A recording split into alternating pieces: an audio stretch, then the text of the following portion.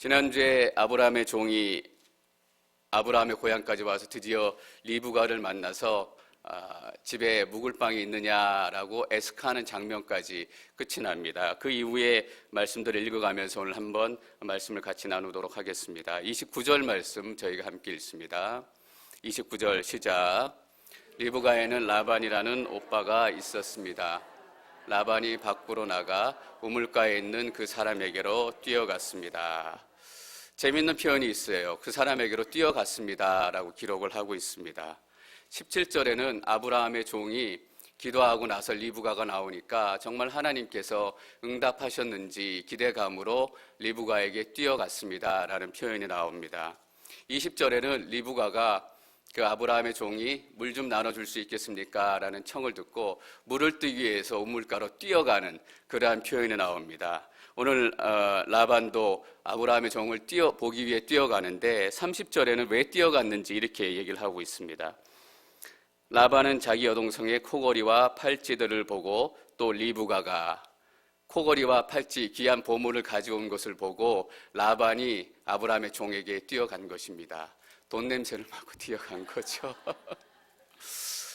여러분, 다 똑같이 뛰어다니고 다 똑같이 열심히 살아갑니다. 어떤 사람은 하나님을 향해서 뛰어가고 어떤 사람들은 다른 사람들을 돕기 위해서 뛰어가고 그런데 어떤 사람들은 자기의 배를 위해서 뛰어다니는 사람들이 있습니다. 여러분 열심히 사시죠? 무엇을 위해서 열심히 살고 계십니까? 혹시 돈 냄새 맡고 열심히 뛰어다니시는 건 아닙니까? 열심히 돈을 벌어서 저희가 하나님이 주신 축복을 누려야 하기도 합니다. 그러나 그것이 우리 인생에 뛰어가는 목적이 될 때 그 인생이 잘못되기 시작하는 것입니다. 제가 처음 하나님께 은혜를 경험하고 서울의 온누리교회에 본당 한번 말씀드렸을 거예요. 본당을 들어가서 계단을 올라가는데 찬양 소리가 나와요.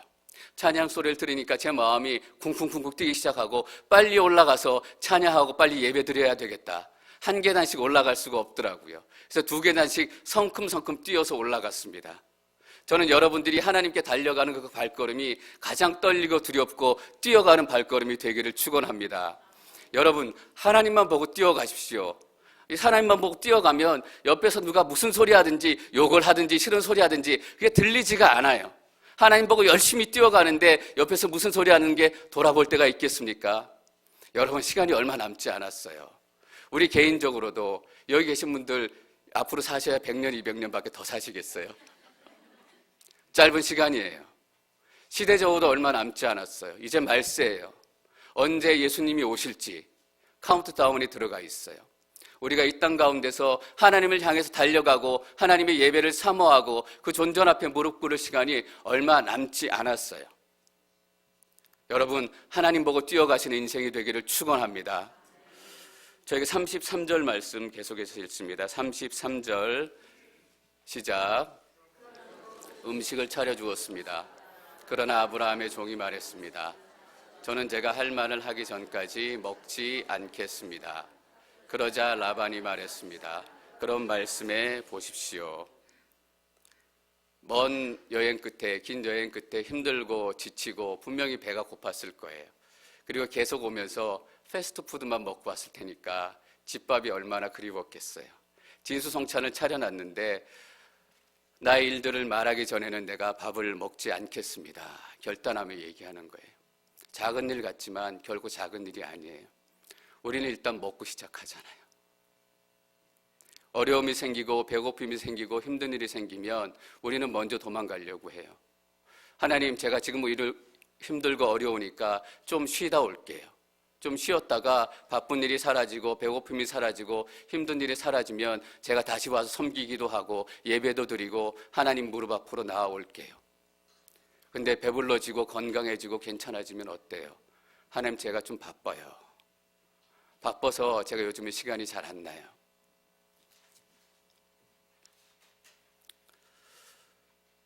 이 교회들을 다녀보면 저희 교회뿐만 아니라 그냥 대부분의 교회가 다 그런 거예요. 이렇게 방문해보고 얼마 있다 또 방문하고 얼마 있다 또 방문해보면 교인들은 좀 바뀐 것 같은데 섬기시는 분들은 그 얼굴이 그 얼굴이에요. 힘든 일을 하시는 분은 계속 힘든 일을 하시고 잘 바뀌지가 않아요. 상황이 나아지면 돌아오겠다라고 약속하신 분들은 왜 안 돌아오는지 모르겠어요. 저는 우리 교회 얼굴이 가능하면 자주자주 바뀌기를 바랍니다. 돌아가셨던 분이 다시 하나님 앞으로 돌아오고 또 힘들게 사역하셨던 분들이 다시 하나님 안에서 안식하는 그 시간들. 그래서 우리 교회 얼굴이 매주 자주 바뀌어서, 매달 자주 바뀌어서, 매년 자주 바뀌어서 누가 뭐 하는지 모르겠다. 그런 시간들이 됐으면 하는 바람이 있습니다. 여러분, 사명은 상황 때문이 아니라 결단 때문에 시작이 됩니다. 헌신은 우리의 능력 때문이 아니라 하나님을 신뢰하는 믿음 때문에 시작이 됩니다. 여러분, 상황의 포로가 되지 마십시오. 시간의 포로가 되지 마시고 건강의 포로가 되지 마십시오. 하나님을 믿는 믿음이 우리 가운데 새로운 결단과 헌신을 시작해 하실 것입니다. 34절 말씀 저희가 계속 읽습니다. 34절 시작. 그래서 그가 말했습니다. 저는 아브라함의 종입니다. 저는 아브라함의 종입니다 라고 자기를 소개하고 처음부터 지금까지 구구절절히 다시 얘기하기 시작합니다. 아브라함이 어떻게 해서 부자가 됐고 이삭이 어떻게 해서 태어났고 자기가 왜 이곳에 오게 됐는지 또 리브가를 어떻게 만나게 됐는지 하나님께서 어떻게 인도하셨는지 구구절절히 설명을 하기 시작합니다. 왜 리브가와 그 가족들에게 설명하기 시작할까요? 설득하려고 하는 것입니다.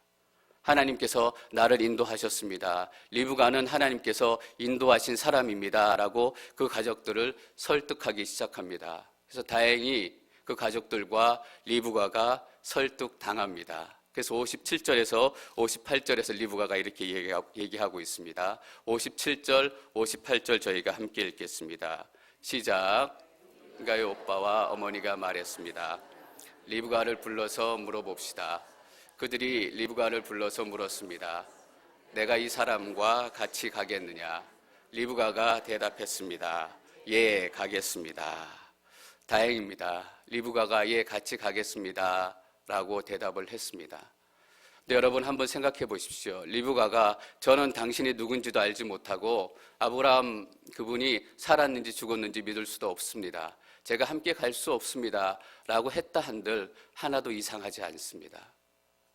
리브가의 가족이 나는 당신을 믿을 수 없습니다. 당장 우리 집에서 나가십시오 라고 해도 하나도 이상할 것이 없습니다. 아브라함의 종이 리브가를 만나지 못할 수도 있었고 아니면 가나안 땅에서 이곳까지 오다가 강도를 만나서 이삭 장가 보내기 프로젝트가 다 실패로 끝날 수도 있었습니다.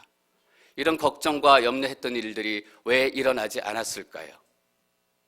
24장을 통해서 하나님께서는 그 질문에 우리 스스로가 대답하기를 원하시는 것입니다.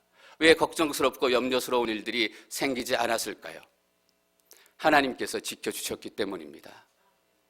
하나님께서 이곳까지 인도해 주셨기 때문이고 하나님께서 리브가와 가족들의 마음을 만져주셨기 때문입니다.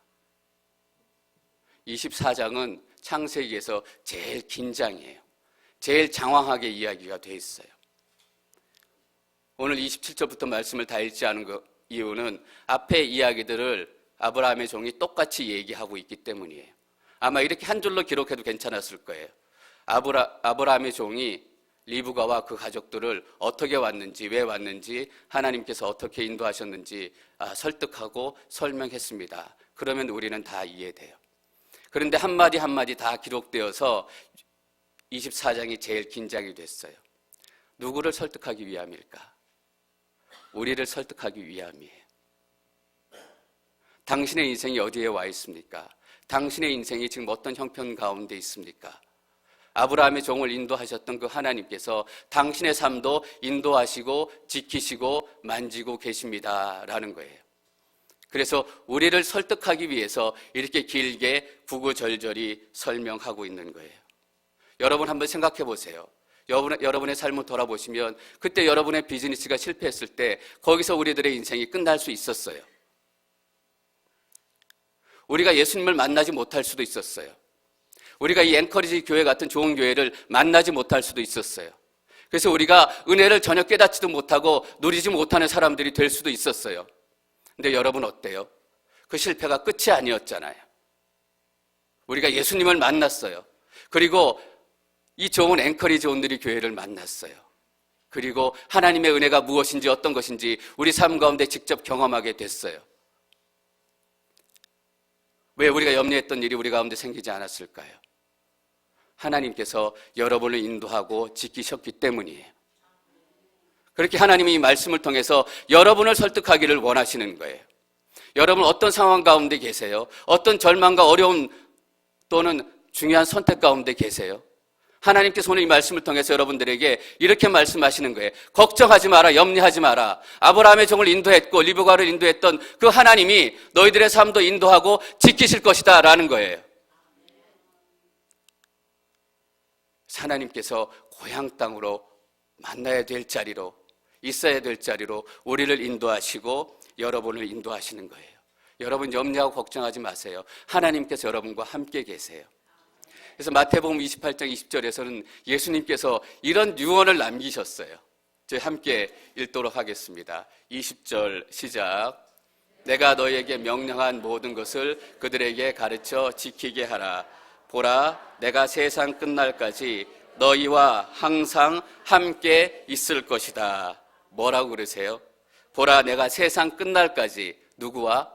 여러분과, 여러분 한 사람 한 사람과 항상 있다가 없다가 함께 했다가 떠났다가 하는 것이 아니라 항상 괴롭히기 위해서 있는 것이 아니라 함께 있다라는 거예요. 그래서 리브가와 그 가족들이 설득이 되는 거예요. 아브라함의 종이 말빨이 좋아서 그런 게 아니에요. 여러분 삶 가운데 이런 사람이 찾아왔다라고 생각해 보세요. 우리는 이렇게 결론 내릴 거예요. 사기꾼이다. 사기꾼이에요. 갑자기 찾아와서. 그런데 사기꾼이라고 생각하지 않고 리브가가 예 가겠습니다 라고 얘기하는 거예요. 63절 말씀 저희가 함께 읽습니다. 63절 시작. 날이 저물 무렵에 이삭이 묵상하러 들에 나갔다가 눈을 들어보니 낙타들이 돌아오는 것이 보였습니다. 드디어 리브가가 고향 땅을 떠나서 아브라함처럼 고향 땅을 떠나 가나안 땅으로 들어오기 시작해요. 이때 이삭은 네게부 지역, 가나안 지역의 남쪽 땅에 살고 있어요. 아마 이때 아브라함은 브엘세바에 살고 있었을 텐데 왜 거처가 달랐는지 모르겠지만 아버지하고 떨어져서 살고 있어요. 63절에 이렇게 기록하고 있습니다. 만나기 직전의 상황입니다. 날이 저물 무렵에 이삭이 묵상하러 들에 나갔다가, 저는 여러분들이 묵상하는 인생이 되시기를 축원합니다. 묵상하는 인생과 그냥 사는 인생은 질적으로 달라져요. 우리의 인생에 대해서 묵상하는 건 너무너무 좋은 일이에요. 우리가 어디서 왔다가 왜 살아야 하고 또 어떻게 죽어야 하는가, 놀라운 철학자들의 질문이었어요. 또 귀한 성인들의 귀한 말씀들을 묵상하는 거 너무너무 중요해요. 가장 중요한 것은 하나님을 묵상하는 거예요. 하나님의 말씀을 묵상하는 거예요. 왜냐하면 하나님께서 우리를 지으신 창조주이기 때문이에요. 그것이 어떤 의미인지 여러분 생각해 보셨어요? 우리의 생명의 근원이다라는 얘기예요. 하나님을 묵상하면 우리의 생명의 근원이 어딘지 알게 돼요. 우리가 왜 살아야 하는지 알게 돼요. 우리가 어디로 가야 하는지 알게 돼요. 철학자들의 공상의 질문이 아니라 하나님을 묵상하고 하나님 말씀을 묵상하면 우리가 이 땅을 살아가는 목적을 알게 되는 거예요. 여러분 하나님의 말씀, 하나님을 묵상하게 되면 자연스럽게 기도하게 돼요. 우리는 경험적으로 너무나 잘 알고 있어요. 이삭이 묵상하러 들에 나갔습니다. 묵상했을 뿐만 아니라 이삭은 기도하고 있었어요. 무엇을 위해서 기도하고 있었을까? 하나님께서 아브라함의 아내 리브가를 인도하시고 하나님의 섭리가 그 가운데 있다는 것을 24장에서 보여주세요. 그렇다면 하나님께서 들판에서 이삭에게 어떤 기도를 하도록 인도하셨을까? 우리는 금방 생각해 볼 수 있어요. 아브라함의 아들 이삭에게 제일 필요한 기도, 아브라함의 종이 이삭의 아내를 구하러 저 멀리 떠나갔어요. 하나님, 그 하나님의 놀라운 사역이 잘 이루어질 수 있도록 도와주십시오. 그리고 그 아내의 의미에 대해서도 생각했을 거예요. 아버지에 대해서 아버지에게 누누이 들었기 때문에 그냥 내 아내를 얻는 것이 아니라 약속의 씨앗, 하나님의 약속이 이루어지는 통로이다. 그래서 내가 이것을 쉽게 생각하는 것이 아니라 하나님께 기도하고 하나님 때를 준비하는 그 마음으로 이 시간들을 기다려야 한다라고 생각하는 거예요. 여러분은 어떤 기도를 하고 계십니까? 분명히 하나님 뜻 안에서 기도하는 기도와 유치한 기도가 있어요. 이삭도 처음에는 유치한 기도로 시작했을 거예요. 내가 외아들이니까 아버지의 재산을 다 물려받을 수 있으니까 편하게 살자. 이런 마음으로 시작했겠지만 그가 하나님을 만나고 매일 묵상하다 보니까 정말 하나님께서 원하시는 그런 기도가 시작이 되는 거예요. 이것이 성령 안에서 기도한다라는 의미입니다. 성령 안에서 기도한다라는 의미는 기도하면 사람들이 쓰러지고 이상한 일들이 나타난다는 의미가 아니라 하나님의 뜻대로 기도한다라는 것이 성령 안에서 기도한다라는 의미예요. 저는 우리 공동체가 성령 안에서 기도하는 공동체가 되기를 바랍니다. 그래서 우리 교회만을 위해서 기도하는 것이 아니라 하나님께서 이 시대에 필요한 또 이 앵커리지에 필요한 기도가 우리 교회로부터 시작되기를 바라는 것입니다. 기도하는 그 순간 리브가가 찾아오게 돼요. 저희가 64절 말씀을 같이 한번 읽습니다. 64절 시작. 고개를 들어 이삭을 보고 낙타에서 내려. 둘이 첫 번째 눈이 마주치는 장면이에요. 운명적인 만남. 여러분 가운데도 하나님께서 예정하셨기 때문에 이런 운명적인 만남들이 많이 시작되기를 축원합니다. 여러분 자녀들의 결혼을 위해서 기도하시잖아요. 하나님 때문에 운명적인 만남이 시작되기를 바랍니다. 이렇게 기도해 주세요. 그냥 오다 가다 만난 사이가 아니라 하나님께서 정하셨기 때문에 운명적으로 만나서 운명적으로 하나님의 사역들을 감당할 수 있는 그 운명적인 가정이 시작되기를 원합니다. 그것이 하나님의 축복이에요. 키 1m 80 되는 사람 찾지 마세요. 그러면 저는 장가 못 갔을 거 아니에요. 65절 말씀 계속해서 읽습니다. 65절 시작. 아브라함이 종에게 물었습니다.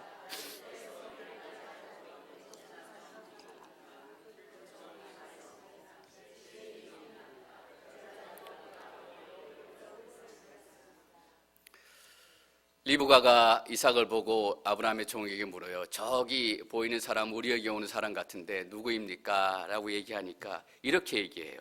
그 종이 말했습니다. 제 주인입니다. 여러분 앞에서 이삭을 이 종이 어떻게 불렀는지 기억하세요? 주인의 아들입니다 라고 부른 거예요. 처음으로 이삭이 주인이 된 거예요. 어떤 의미를 가지고 있어요? 이제 아브라함은 명예회장이 되는 거예요. 이제 결제를 받으면 이삭한테 와야 돼요. 집안의 큰고 작은 일들을 결정할 때 아브라함한테 가는 것이 아니라 이삭한테 가서 결제를 맡고 도장을 맡아요. 아브라함이 요새 말로 하면 뒷방으로 물려나는 신사가 됐어요.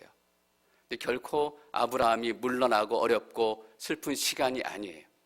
아브라함에게 많은 영광의 순간, 하나님의 순간이 있었지만 이보다 더 큰 아름다운 영광의 순간이 또 있을까 싶어요. 이삭이 주인입니다 라고 불리는 영적인 의미가 있기 때문이에요. 이제는 아브라함의 약속이 아니라 이삭의 약속이 된 거예요. 아브라함이 하나님의 약속의 주인이 아니라 이삭이 하나님의 약속의 주인이 된 거예요. 하나님을 통해서 아브라함을 통해서 이루어지던 하나님의 역사와 약속이 이제는 이삭을 통해서 이루어지기 시작한다라는 의미예요. 아브라함의 하나님, 이삭의 하나님, 야곱의 하나님이 본격적으로 시작이 되는 거예요. 이거보다 더 큰 영광스러운 순간이 어디 있겠어요? 저는 우리 가정 가운데도 주인이 바뀌는 순간이 꼭 오리라 믿어요. 여러분 지금 자녀들 보면 한심하시죠? 될성 부른 나무는 떡잎부터 알아본다고 떡잎이 노래 보이잖아요. 언제 제가 정신 차려서 제대로 밥벌이나 할까? 여러분 그 나라 염려하지 마세요. 하나님의 약속은 누가 이루세요? 하나님께서 이루신다라는 거예요. 절대로 그런 일은 나타나지 않을 것이다 라고 속으로 다짐하지 마세요. 반드시 그런 역사가 여러분 가운데 나타날 거예요. 여러분 집안 가운데도 주인이 바뀌어서 여러분이 아니라 여러분의 아들과 여러분의 딸이 이 집안의 주인입니다. 영적인 제사장입니다 라고 소개되어지는 그 순간들이 올 거예요. 왜냐하면 하나님께서 그 인생을 붙들고 계시기 때문이에요. 67절 말씀 저희가 계속 읽습니다. 67절 시작. 이 리브가를 자기 어머니 사라의 장막으로 데리고 들어갔습니다. 그리고 리브가를 자기 아내로 삼았습니다. 이삭은 그녀를 사랑했습니다. 이렇게 해서 이삭은 자기 어머니 사라가 죽은 후에 위로를 받았습니다. 리브가가 사라의 장막으로 들어갑니다. 아브라함 대신 이삭의 주인 되었던 것처럼 사라를 대신해서 리브가가 주인이 되는 순간입니다. 여러분 다시 한번 기억하시기를 축원합니다. 하나님의 약속은 절대로 멈추지 않습니다. 우리의 이 땅의 인생은 100년이 지나고 시간이 지나면 멈추고 끝나고 사라지게 되겠지만 결코 하나님의 약속은 사라지지 않습니다. 사라의 장막으로 데리고 들어갔습니다. 그리고 리브가를 자기 아내로 삼았습니다. 40살 먹었던 노총각이 장가를 가게 됐습니다. 여러분도 기쁘시죠? 아브라함이 얼마나 기뻤을까요? 여기 마음 먹은 총각 혹시 있는지 모르겠습니다. 리브가를 만나시기를 축원합니다. 리브가를 자기 아내로 삼았습니다. 이삭은 그녀를 사랑했습니다. 저는 이 부분이 24장에서 제일 감동이 되는 말씀이에요. 여러분, 하나님이 예정해 놓으신 짝, 하나님이 정해 놓으신 파트너라면 사랑하지 않아도 결혼해야 될까요? 질문의 시작부터 잘못된 거예요. 하나님께서 원하시는 짝이라면 사랑하게 돼 있어요. 먼저 하나님의 역사가 그렇게 나타나요. 둘이 만나서 스파크가 튀고 사랑하기 시작하고 마음이 서로 빼앗기기 시작해요. 그게 하나님이 짝지어 놓으신 배필의 영적인 원칙이에요. 하나님은 폭군이 아니에요. 하나님이 정하시고 하기 싫은데도 막 해라 이렇게 밀어붙이는 분이 아니에요. 우리는 그래요. 나는 가난하게 살았기 때문에 너는 부자로 살아야 한다. 우리의 집안은 판사 집안이니까 너는 꼭 판사가 돼야 한다. 강요하고 폭군처럼 아이들한테 얘기해요. 우리는 어떻게 그 자녀들의 결혼 상대를 골라요? 믿음이 없어도 성품이 좀 나빠도 먹고 살만하면 된다. 그만한 신랑감 없다. 우리의 수준대로 하나님을 보는 거예요.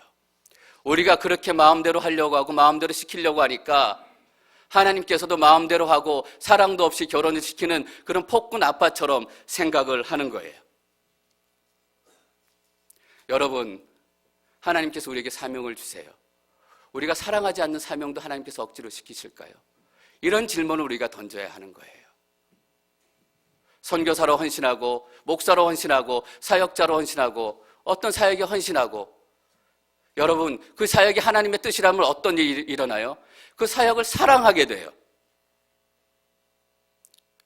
저는 목사로 하나님께서 부르셨다고 믿어요. 하나님의 인도하심도 경험했고 하나님의 살아계심도 경험했고 그래서 목사가 되는 것이 내 인생 가운데 주신 하나님의 콜링이라고 생각해요. 근데 그 반면에 부인할 수 없는 중요한 사실이 하나 있어요. 제가 목사가 되고 싶었어요. 제가 목사가 되고 싶었다니까요. 하나님의 이름을 가지고 사람들을 섬기고 교회를 섬기는 것이 사랑하기 시작했어요.